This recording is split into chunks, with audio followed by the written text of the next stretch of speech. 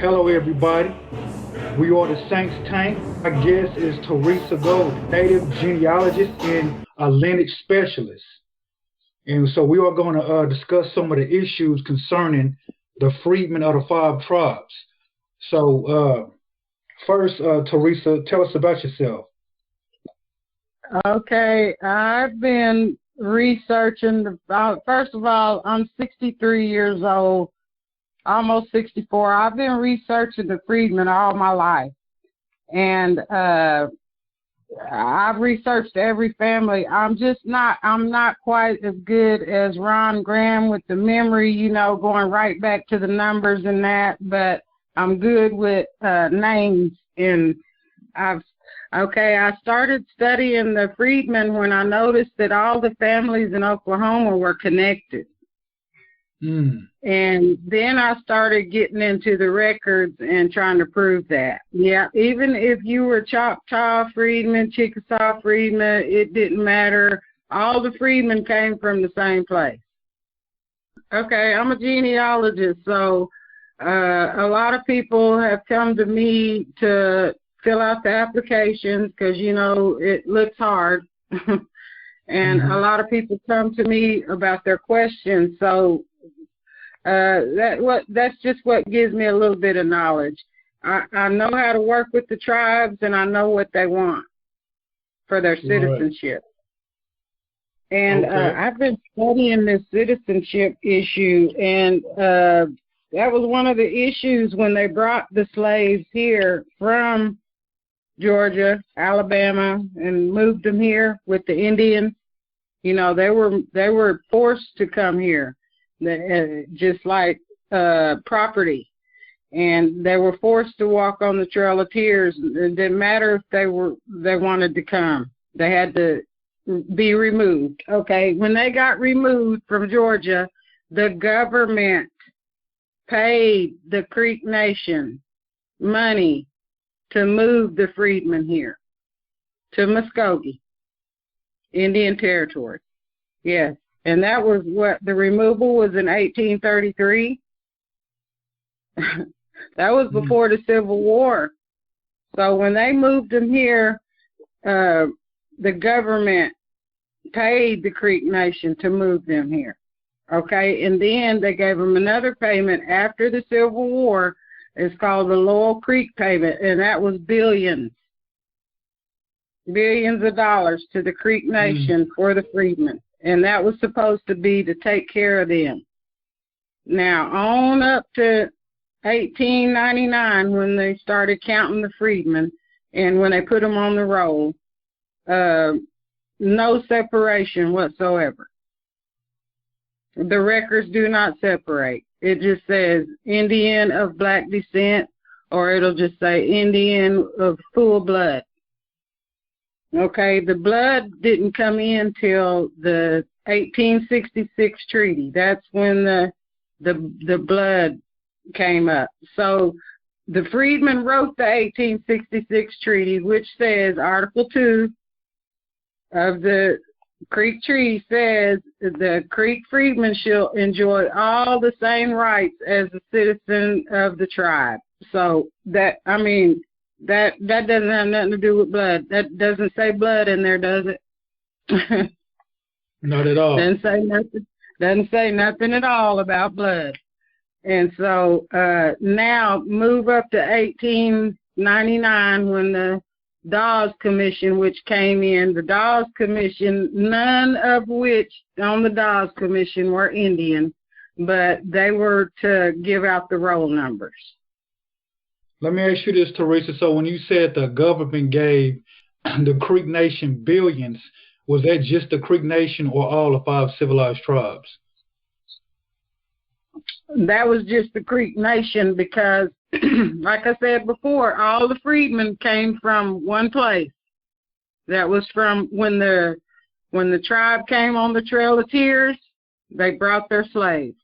Okay, they didn't say it was Choctaw, Chickasaw, they didn't say that. They just said Trail of Tears, remember? Okay. The Trail of Tears, when the Indians came, they didn't say Indians, Choctaw, Chickasaw. They didn't separate. They just said Indians and they brought their slaves. Okay, Gotcha. then when they got to Oklahoma and Indian Territory, wherever you landed, that's where you were. You know, your family landed in the Chickasaw Nation, so y'all ended up Chickasaw. Okay, all the freedmen came in the removal. They weren't from Oklahoma. There was no Indians here. They removed us to here. When they moved the Indians here, we had to keep count of the freedmen because that was our property. They belonged to the Indians.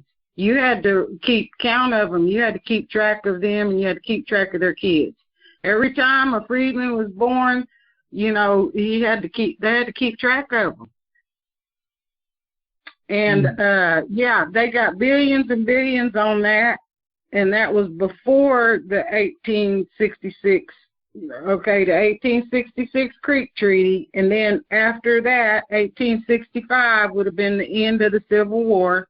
1866 would have been the Creek Treaty, which included the freedmen. And then the freedmen fought in the Civil War, right? And they fought against the slavery. And then they got a payment after that for fighting against the slavery, and then we won. See, so they won that lawsuit too and never got a dime of it. And that was called the Laurel Creek payment. And that's because you fought, you know, you fought against slavery and they won. So they won the lawsuit. So and that lawsuit was billions. And that would have been after the Civil War on up to 1899, and then 1980 was when they put the Creek freedmen out. What happened was Claude Cox was the chief. Claude Cox was my grandma's cousin. So I could tell you this firsthand. He wanted to buy racehorses, and he couldn't gamble, and because the freedmen didn't have a blood degree. Everybody had to have a blood degree to get in that compact with that gambling compact with the state. Now that's still going on with the Cherokee Nation. They couldn't get into their compacts with their freedmen. See, they used to have the racehorses too, but they had to get rid of them because they couldn't do it without that blood degree. I don't think that we won't get into politics. Okay, well, let's stick to freedmen. Okay, they took the freedmen out in 1980 just so they could gamble and so they could get these casinos and they could dig the oil rigs. All of them you have to have a blood degree for. Okay, the Cherokee freedmen were the first ones to get rid of their freedmen, and they're also the richest tribe. They're the richest tribe because they have the most members. Why? Because they include their freedmen. Okay, they're not the richest tribe because of oil or casinos or anything like that. If you watch the casinos that they do have, they're not getting any more. They're just keeping with the ones that they have because the ones that they have are making money. Okay, the Cherokee tribe is a strong tribe, and they are strong because they include their freedmen. Because any tribe knows that you got to keep your numbers up. The Choctaw and the Chickasaw are the number. You know, they're the lowest tribe now, and the Seminoles are dwindling. The COVID just about wiped us all out. So they're going to have to let the freedmen in. It's just a matter of time. And with them pulling the funding it's not a matter of time now. They've got to do it. It's just a matter of let's just keep on enrolling people. Okay, when we first started out talking, Theresa, you was saying something about the records that has just been lost. Yeah. Well, you know, when you have something and you don't use it, guess what? You lose it. They say that you don't need it, and need for everything, just like we needed those COVID shots, and our Seminole people were dying. So they let their Seminole freedmen have the COVID shot, and they let their Seminole freedmen have the COVID money too. And so it was really getting bad, and it all goes back to the records, because if they can take away your identity, they can take away your spirit, and they can. That's the first place that any army or military people tell you. That's the first place you get them at. Is you get them staggered. You get them thrown off their feet. You know, lose your identity. That's something terrible. And if you watch some of these movies, you know, people grown up and they don't know who their parents are. They just spend their whole life looking for their people. Okay, and now with this 1921 race riot, you know, they want people to come forward and do the DNA, because they got a list. They got a list, and I've seen a lot of people on there that, you know, I have researched, especially the name Smith. The name Smith was on there, and that was a big one. That was a big one. I researched a lot of Smiths. It sounds like a common name, but there's a lot of Smiths, a lot of freedmen that were Smiths too. And okay, back to the freedmen. There was a lot of plantations back then. We had the rice plantations down there in the Chickasaw Nation, and we had the rice and some other stuff that we don't do anymore, because rice, I have never even seen it grow before, but we had a lot of plantation. Oh, cotton. We grew cotton. We grew corn. We grew rice. And we had all those plantations back then in Oklahoma. I did not know that. I did not know them. One of them was right here in Muskogee in Fern Mountain. And there was a lot of them in the Chickasaw Nation, Choctaw Nation. There was a lot of rice fields and that growing down there. And I said, that's why all the springs and that are down that way, because they had a lot of rice growing and cotton, wheat, and stuff like that. Farming, the farming, that's what they wanted the Indian, that's what the white man wanted to turn the Indian into a farmer. And so that's what we did, sharecropping. And that's how we got here. That's, you know, a lot of people came from Texas, Missouri, and other places and came to Oklahoma. But if you were in Oklahoma at the right time in 1900, then you had to either be Indian or black or white. There was no mixed race. You know, the freedmen are a mixed race, and you either had to be black or white. And so what do you do? It was really hard for them to do the roles, because they were racist and they couldn't distinguish Indians from white people. Because a white person, what does a white person see if a white person sees a white person? They see a white person. Okay? And what it just goes over my head. Anyway, they interviewing the Indians, and they're asking them about their slaves. They're saying, can your slaves talk Indian? And they say, yeah. And they say, well, let him talk. And he'll say, he don't want to talk. And I mean, the slave master just did all the whole interviews. And so it came to, sooner or later, they just got rid of all of those records. So there's no more records for the Creek Nation, you know, in their applications. They just done away with them. They said that they caught on fire and they burnt up, but that's not the truth. What really happened was racism. What happened was racism, because I've looked at the cards, and when you look at the cards, some of the cards, if it says that that person traced back to a prominent Indian person, they would just mark through it and throw it away, just like it didn't exist. And I've been in the records, and I've seen that happen more than once. See, as long as the BIA is not over the records, the tribes can do what they want to people. And that's where we're at right now. Every one of the tribes get to say whatever they want for their citizenship. But it's not up to them. The BIA is over the Indian card. It's not up to the tribes to say you have to show this and show that. Because I got my Indian card from the BIA, and I didn't show no birth certificate. I didn't show no birth certificate for my mom.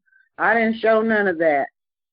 And I didn't get my card with the chief's signature on it. I got my card from Muskogee, from the BIA. And it was how long ago was that? It was in the 70s. And now, every time you go in there, they want your card. They're going to say they're going to update it. But what they're doing is they're checking to make sure all of your paperwork is all in there. You know, there might be some discrepancy in there where they can, you know, pull your card or freeze it. And that's why the tribes need to just stay out of it and let the BIA handle it, because it's biased. And the BIA is supposed to be over the tribes, but every time the tribes get a hold to it, and, you know, they just holler, it's our right. We get to pick whatever citizenship rules we want for our tribe. And they just say, stay out of it. So that's what's going on right now with the Freedmen issue. The tribes are just telling the BIA to let them run it, and then the BIA is telling them they have to have somebody's rules to go by. They can't just turn everybody away. Right. And yeah, because that's how we're getting, you know, we don't have anybody. Our tribe's getting smaller and smaller. Yeah, what it seems to me, it seems like paper genocide, just even labeling, you know, so-called blacks freedmen, you know, is just a way to get the land, a way to get the benefits. Yeah, and a way to all that money and not have to show nothing for it. Because we can tell where the money went. You can see that the tribes have built hospitals and businesses and stuff like that, and that's why they don't want to say that the freedmen have any right to any of that. But the proof is right there. You can't erase it. They got roll numbers before the Bi-Bloods got theirs, because they were for sure that they were going to always have their citizenship. It should never have been a question. So Theresa, tell me, so what can a freedman do? Or what must the freedmen do? What can we all do to come together to fight the powers that be? Oh, a freedman, I'm sure that they have friends, and all we do is just, you know, talk to our friends and make sure that they support the freedmen. Because as long as we just, like you said, just stick together, the freedmen are the ones that pick the chief. The Cherokee freedmen pick the chief every year, and you can tell because he wins by exactly 7,000 votes, and there's exactly 7,000 freedmen. That speaks for itself. Every time.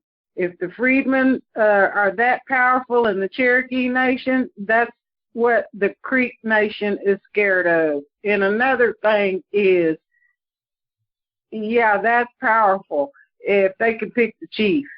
And all we do is talk to our friends and get them to support the freedmen, and especially let them know who they are, because I can pass somebody on the street and I can say, are you a freedman, or you know about the freedmen? And the only reason I say that is because that's the label that they've been given. They don't like to be called freedmen. They would rather be called Creek people. But since they're slaves and there's freedmen that were freed after the Civil War. Okay, some slaves, and this is a lie that I've read over and over, didn't want to leave their masters. That's a lie. But some slaves stayed with their masters after the Civil War. But that's a lie if you ever hear that a slave wanted to stay in slavery. But that's the lie that the white people have told. Mm-hmm. And it wasn't the Indians that said that. Now, I have been across some racist Indians, but they won't never admit it. They're just like any other race. They're not ever going to admit to being racist. They're going to say the same stuff over and over again. We love freedmen. We just want to keep our by blood. But see, they done away with the by blood in 2017 because they didn't have enough money to pay all of those lawsuits that they were getting, so they had to do away with that. Plus, the 1866 treaty says nothing about by blood. Exactly, and 1866 Creek Treaty is a live document, is what he says on that thing, meaning it's still good and it can't be removed. They put a clause in there that says can't change it, can't move it. It's there. They're going to get in because they're already, trying to put their chess pieces in the next spot, because they're just holding. See, they got the judge over there in their hand. They pay her. Mm-hmm. The Attorney General, she works for the Creek Nation. So, yeah, she's dragging her feet. The last judge just quit after about 6 months of dragging his feet. He just quit because his feet were held to the fire. Well, this judge right here, she can't quit. So she's going to have to she's just got to come with the correct decision so that she don't lose her job. Right. The Attorney General, I think her name is Jerry Wisner, and she's the Attorney General. She works for the Creek Nation, so, yeah, she's going to drag her feet as long as she can. And, we have a right to. I'm sorry, Theresa. Go ahead. Finish what you were saying. We have a right to a speedy trial and a speedy answer, and that's what she's got to give next. And we just got to be ready for the next thing, which would be the Choctaw and the Chickasaws getting their rights. Yes. And that's what I was about to ask. So, in other words, the other tribes, they watching what's going on with the Creek Nation right now. Right, and there's a Choctaw and Chickasaw Association. She's got that organization. She's a genealogist. She helps people fill out their Indian cards, and man, she's good. And she's also a Chickasaw freedman, and she's got that association, and I look for her to do the next lawsuit for the Choctaw and Chickasaw Nation. That's my predicament. If they don't, tribes don't have money to be paying for no lawyers and judges, court and all this. So we don't have money for that set up. We're taking from the people when they do something like that. So I look for them tribes to just go ahead and conform and get in line and just say it's real easy to do. All they have to do is reinstate them. It's simple. They already got a roll number. I mean, there's nothing hard about it. Nothing. All they would have to do is just say it's reinstated, and it would solve the whole problem. We wouldn't have to go to court or anything. and it would cost the tribe zero. But they want to drag their feet and cost us millions and millions of dollars. Do you know how much those attorneys are going to make off of that? Okay, the Creek Freedmen have 5 lawyers, Leroy. The Creek Freedmen have 5 lawyers, and I've been working with them for about 10 years trying to come up with that money to pay for those lawyers. Yes, and also for the Creek Freedmen, I wrote a letter to Congress for the Creek Freedmen. And, you know, of course, I'm Creek, and my family's all Creek. And I wrote a letter to Congress for the Creek Freedmen because I've seen the records, and there's no separation in the records. So, I mean, it's all there. The only way that the Freedmen got put out, like I said, was because of the horse racing, which we don't even have anymore. We don't own a racehorse. They all died. If we had any horses left when the COVID came, it killed them. And we don't have any kind of racing going on. And we done put our freedmen out for that. And it's just bad luck. I mean, they got their numbers first, and then you just turn your back on them after you get the billions of dollars. You know, it's just not good for Indian business. That's just not how you do business. It's just not. You just can't, you know, they were part of the family. A lot of them had married Creek chiefs and had children with prominent Creek people. A lot of the freedmen were coming off of L.C. Perryman, Pleasant Porter, you know, some chiefs, real Creek chiefs. And then when 1980 came, everything just changed. People just, I mean, they would go up there to get their Indian cards. You have to update your card like every year or every 2 years. So you have to go up there. And at least every time we get a new chief, we got to go up there.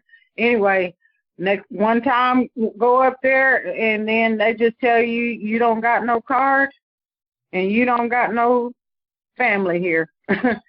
So that felt terrible to me. I just couldn't turn my back on that. I just couldn't. And especially after seeing the records. And seeing that there was a lot of freedmen that were on the by-blood roll. There was a lot of Chickasaw freedmen. There was a lot of Choctaw freedmen that were on the Creek roll. So what's crazy to me is these white people, they don't have to go through this concerning these tribes. Right. Well, we're going right back to the government paid the tribes. The government paid them to count the freedmen, and they didn't do it, but they took the money. And then they had the government told the tribes they have to count their freedmen, and they're not doing it. They're not doing it. They're not. You just called up there. They told you that they don't even have no record of your land. That's not keeping track. That's not keeping track of their people. You can go talk to your Choctaw chief right now, and you can ask him if he knew any of the freedmen on the roll. He should know them because they were part of his tribe. He should know them, just like any by-blood. He should know all of his freedmen. And if he doesn't, something's wrong.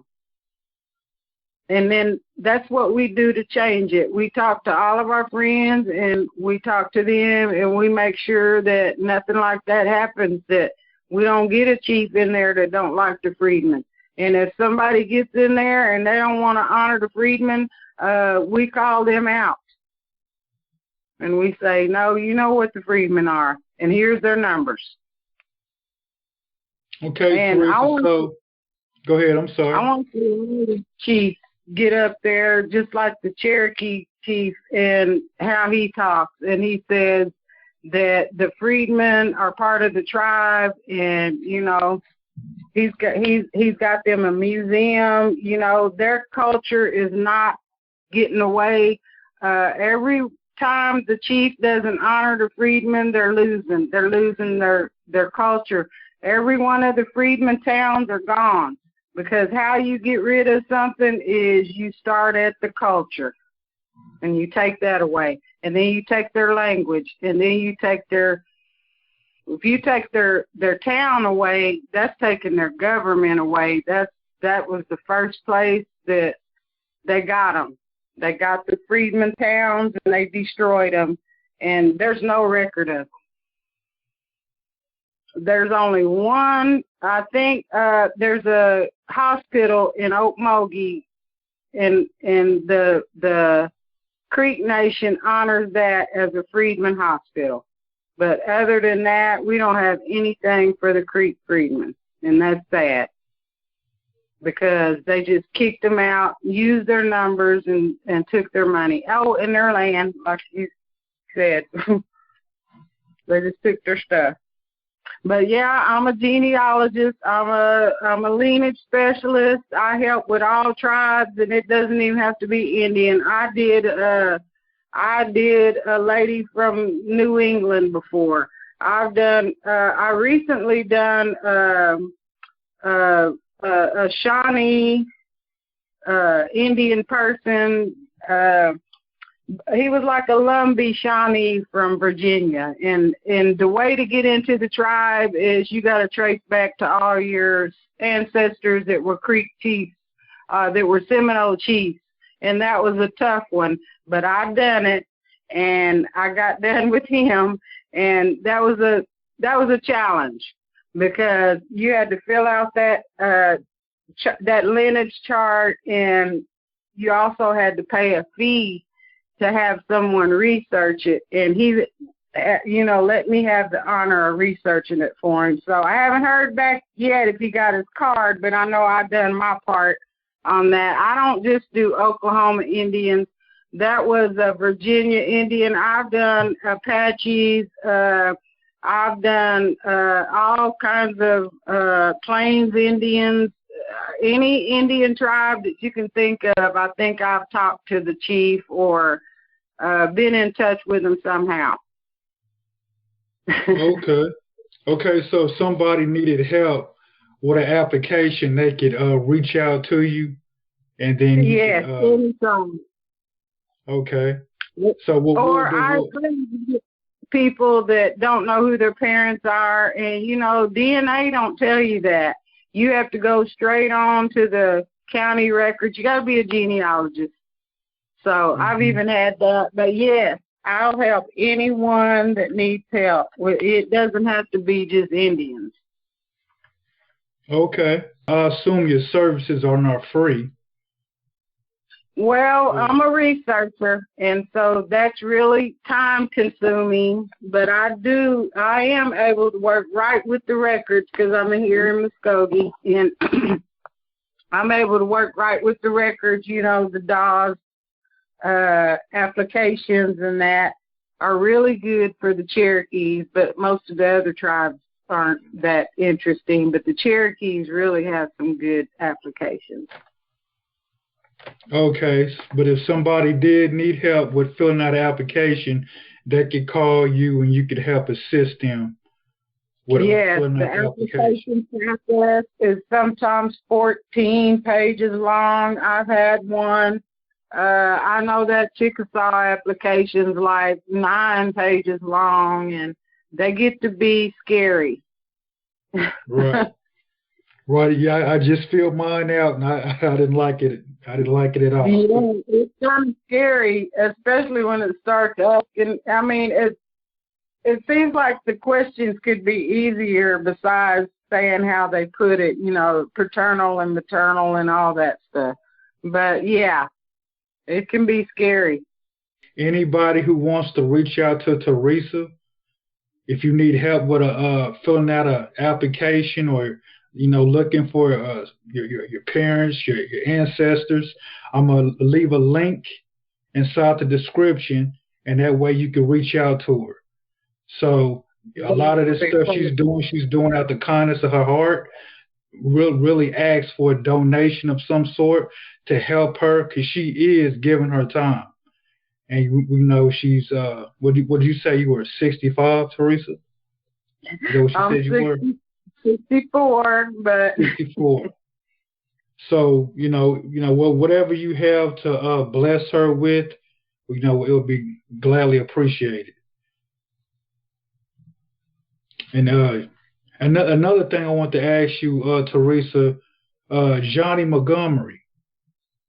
Okay. The art. Yes, Johnny Montgomery. Tell us a little bit about your paintings. Okay, Johnny Montgomery is an artist from North Carolina. I kind of ran across him at the Sorghum Day. He was having a art exhibit, and it turned into work, and he went back to North Carolina. Me and him stayed in touch. Anyway, he's a Freedmen artist. He paints about Freedmen. Right now, he's got the Sorghum Days coming up. He's got the Sorghum Day painting. He's got the Trail of Tears painting.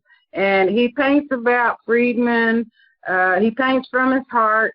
He comes to Oklahoma and he does his research. He don't just paint. I mean, every one of his paintings is it's timeless, and it stands for something, like, say, for instance, the Trail of Tears picture, the Marilyn Van picture. She recently went to Washington, D.C. and fought for the Freedmen. I guess he's seen that on CNN, and he wanted to paint her, so he painted her. He recently painted a picture of Cooney Johnson.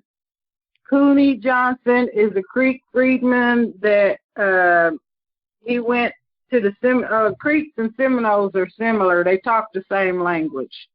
So he went over to the Seminole tribe, and he wasn't the chief over there, but he was the second chief, and he was the first chief to go, back and forth to two different tribes. And Johnny recently painted a picture of Cooney Johnson, and that's what he's going to release out here for, I think it's the next Sorghum Day. He's going to release that in Oklahoma. And let's see, he paints a lot about the Seminole Freedmen because he is a Seminole Freedman. And he's a Gullah, Geechee, whatever that is. That's some kind of slave that escaped from the Seminoles, but they're still Seminoles. I don't understand that. Maybe they're the Seminoles that stayed in Florida. But anyway, he's got a art exhibit going on right now in Florida, which was a spin-off from our Seminole Nation. Someone seen him at the Seminole Nation Museum, and they invited him to Florida. So now he's got his art exhibit going on in Florida, and he wants me to do his Oklahoma exhibit that's coming up for the Black Wall Street. So I'll be up there representing the Freedmen for Black Wall Street. Right, and when is that? Let everybody know when Black Wall Street, what's going on in Black Wall Street in Tulsa, Oklahoma? Okay, Black Wall Street in Tulsa, Oklahoma, it's going to be about the race riot this year. And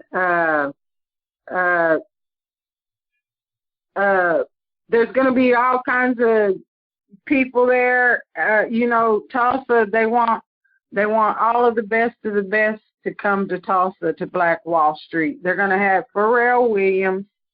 They're going to have Hill Harper. They're going to have Louis Vuitton, Hennessy, a bunch of these famous rich people. I'm sorry.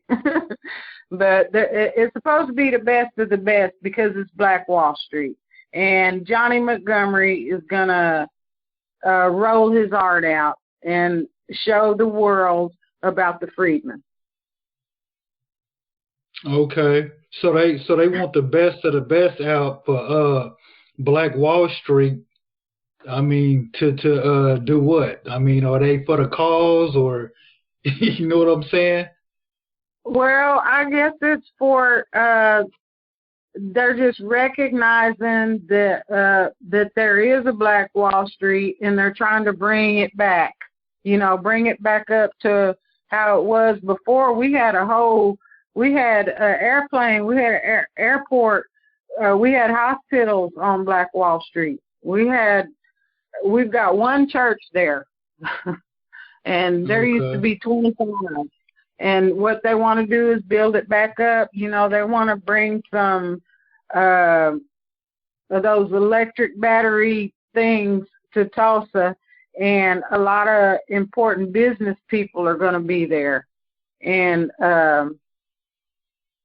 just the best of the best is what they told me. And I'm going to be in the courtyard at the Black Wall Street, and I'm going to be exhibiting Johnny's. He's going to have 4 pieces of art and 1 original piece. Now, I don't know what the original is going to be, but the four piece, all the art will be for sale. So if anybody is interested in any of Johnny Montgomery's art, which is, I've got a piece in my bedroom, hangs over my bed, and it's that horse. It's the Freedmen. He's on the. He's looking for feral cows. Remember how the Chickasaw rancher got all of his horses because they were just running wild? Okay, that's the Freedman, and he's gathering up those feral cows. And that's the picture that I got over my bed. I love horses and I love cows, and he just captivates. I don't know, something about the look. I don't know how he does it, but he just captivates that. And nobody else does his kind of art. I don't know anybody that paints Freedmen, and I don't know anybody that, his pieces are timeless. He's got one that's the stomp dancers, where they're stomp dancing in, I think it's Seminole Nation. And it's timeless. And it'll be on release too, at least by Sorghum Day. Because I don't know what art he's going to have exactly yet. I just know it's going to be 5 pieces. Okay, so if someone wanted to go view online his art, do you have a website they can visit? Yes, just Google Johnny Montgomery artist, and all of his interviews should come up. He's got an art exhibit going on right now at Seminole Nation Museum, and all of his pictures are on. They're on YouTube. They're on Google. All you have to do is just Google it. He'll pop up. Okay. Well, Theresa, you got anything else for us? I don't want to hold you up too long. Okay, I can't think of anything else. I'm excited about anybody that needs help, and I've got internet at home, so if all they have to do is just call me up or whatever link you put up there, and I'll be able to help them. Okay.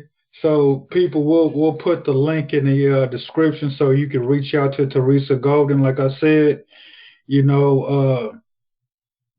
and her, we linked up. This is my best friend's actual family member, and she actually helped me a lot. So I want to do what I can to help her in return, because this thing is about us helping each other. So my thing is, if you do reach out, Lord willing, if you get send a small donation to help her, because she's giving her time. If you don't have it, I get it. But if you do have it to bless her, blessings in return. So with that being said, Theresa, I'm not going to hold you up too much longer. I hope this information helped someone out there. Lord willing, we will try to make more videos, because I know it's a lot of information, and a lot of people might not really understand what Freedmen is or this or that, but that's why she's here to help educate us. So Theresa, God bless you for your time. Thank you. Okay. Okay, everybody. Thank you. Okay. Bye-bye.